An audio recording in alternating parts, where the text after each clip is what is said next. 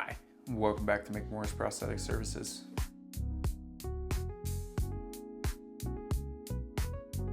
Today, I want to talk about amputation and family and how it affects everyone in your sphere, not just you. Amputation is all-encompassing, and it can be difficult for everyone to deal with in a lot of different ways, not just the ones having to go through it. For me, initially, even before my amputation and right after my amputation, I was like grateful that it was happening to me, because some nights I was legitimately being tortured. Like, that's like the only way I can describe it. It's not like doctors were doing, anything wrong. Like, they were cleaning my leg, they were flushing my leg out, trying to clean it from infection. But I was literally being tortured, and my parents, my siblings had to watch me go through that, and for me, it was way easier to be the one in the bed having to deal with this sucks big time. That's the worst thing I've ever experienced physically. But like, I can handle that. What I couldn't handle, I don't think, would be watching my brother be in that same bed and going through what I was going through and not being able to help at all. That would be a lot harder for me to process emotionally, for sure. And so I've always been grateful that in my life, it was me. I mean, that's one of the like ways that I've managed to stay positive and keep the silver lining and all that stuff. Is by like, yeah, I am grateful that I didn't have to have the experience my brothers had, because I would have handled it a lot differently, I think. And then I went home, and my mom became my nurse and would put my medications in my PICC line and give me injections, blood thinner injections and different things, and help me manage everything that I was just getting help management, to manage in the hospital from a nurse and a whole staff. And so immediately it's like very apparent, because we need a lot of help. But I think what becomes difficult big time, especially in the beginning, is communication. And I mean, for me, communication has been something that I always have to continue working at, especially now being a husband and being a parent. I have to, make sure that I'm communicating how I'm feeling, especially because it may not be as obvious as I think it is.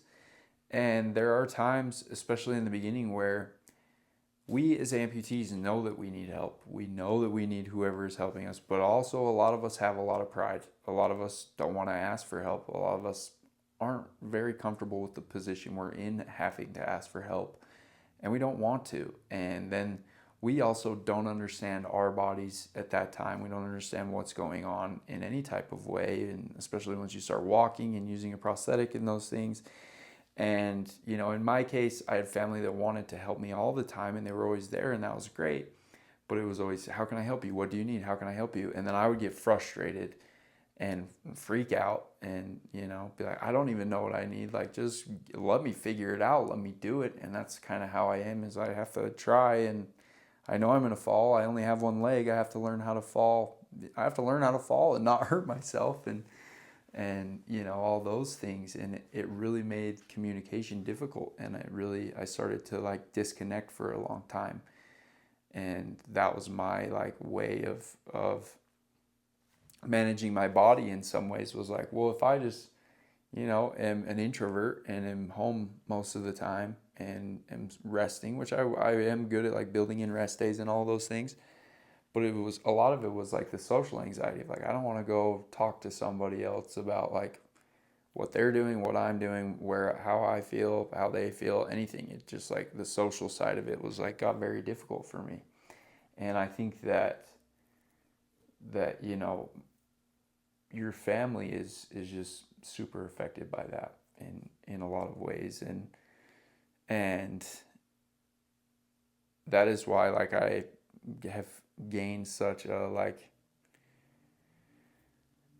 respect, I guess. I don't know. That's why I like hold support groups so high, because the support group that we have here in Salt Lake is open to all family members, And so it's really nice to have like my mom back when we started the group, or my wife now, like have them go and talk to somebody else's wife or somebody else's pseudo nurse and be like, hey, when Alec was, dealing with phantom pain last night, he was like, this is how he handled it. And give them somewhere to relate with somebody else, and maybe they can give somebody advice. Maybe they get advice from somebody else's wife, or maybe they don't get any advice at all, but they just like talk about how, like, yeah, Steve does the same thing Alec does. Isn't that frustrating? And they can have their side. Well, we're over there, and me and Steve are saying, yeah, they do the same thing, and man, isn't that frustrating? They don't get it. And some things like family, like no one will ever be able to understand other than people that are missing their limb, and so that's why support groups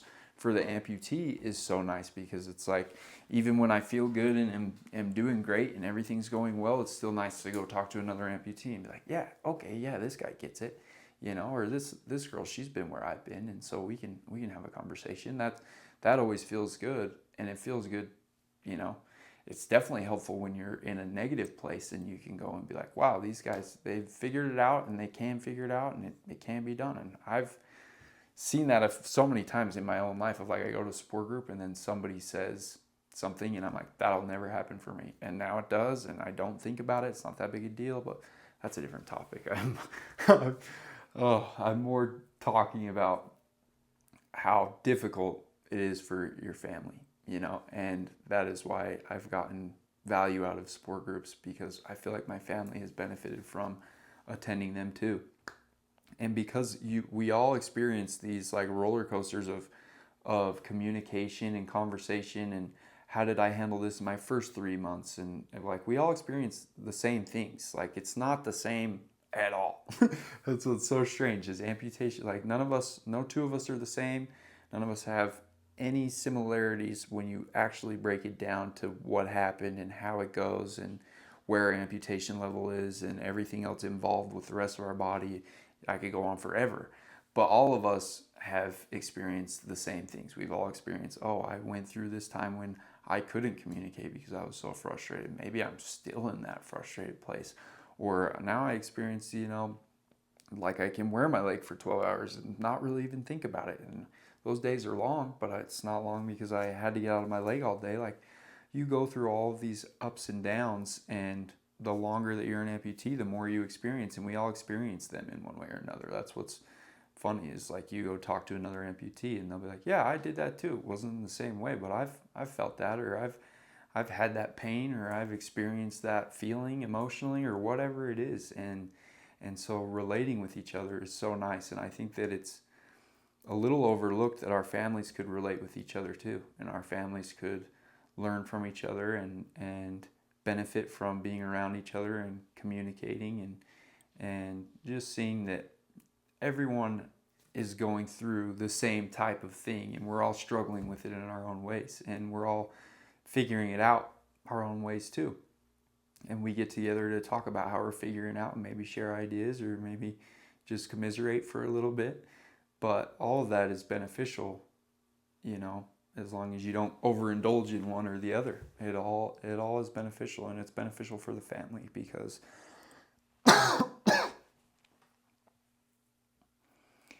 our families need that. I've seen, like I was saying, how it affects my family, how it affects my immediate family, my wife and my kids, and my daughter that is just barely like becoming cognizant of like, this is different than everybody else's leg. She maybe doesn't even notice that, but she wants to put it in her mouth.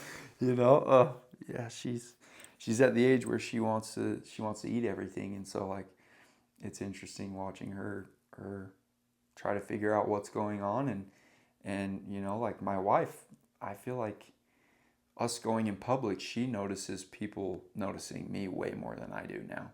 Like, I notice people a lot, and I'm pretty good at ignoring it if that's what I want to do. But she notices people all the time, and then she'll come up and be like, did you see that guy looking at you? No, he was staring at you in a way that really made me upset. It's like, well, it's okay. I understand getting upset about it. I understand not getting upset about it. I'm not going to get upset about it. But she does, and I understand why she does. And that's something that, like, we together have to learn how to, like, she has to be okay that I am physically different. And so sometimes I'm going to be looked at physically different, and it's my opinion that it's how I react, how she reacts, that is really the true, like, judge of how that situation goes. If I can react in the correct way, and sometimes maybe that is making someone feel a little bit silly for treating me a certain way, or maybe that's just educating them. But if I can respond the correct way, then that should be better for the community. And that's always kind of been my motto, and hers is, I want to protect my husband, and I understand for sure. And so, it's good for her to go to a support group or go talk to one of my other buddies that is married, and be like, hey man, how did you handle when Steve goes out into public and you're getting stares all the time? And sometimes it's just like, yeah, I get mad and we fight. not we in the amputee, but I go fight with those people, and like sometimes your significant other should educate too. And sometimes that's educating roughly, I guess is the right term. This video is a little bit of a ramble, but I believe in support groups. I believe that the people that I have seen be super successful are those that have their family unit and that support around them. And I know how difficult it could be in a relationship. I know how difficult it can be in a family, and I think we as amputees could at times be better at acknowledging all our family's gone through, right? Like I lost my leg, yeah, for sure, and it's been hard. There's definitely been hard times. But like my sister, her brother lost his leg, and she had to watch him suffer and almost die. She didn't know if he was alive or not for a while. That's a traumatic thing too. And I think sometimes because it happened to us, it's about us, we overlook that, and it's understandable.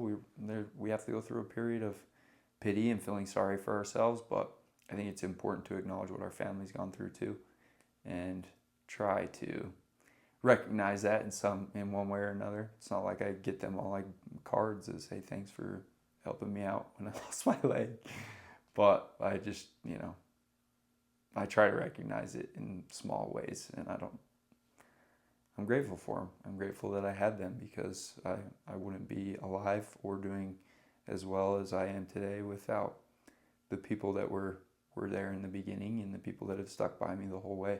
And I've lost some people that have stuck by me now, and I'm grateful for them. I wouldn't be alive without them. So that's it for this video. I hope it makes sense. We'll see you next time.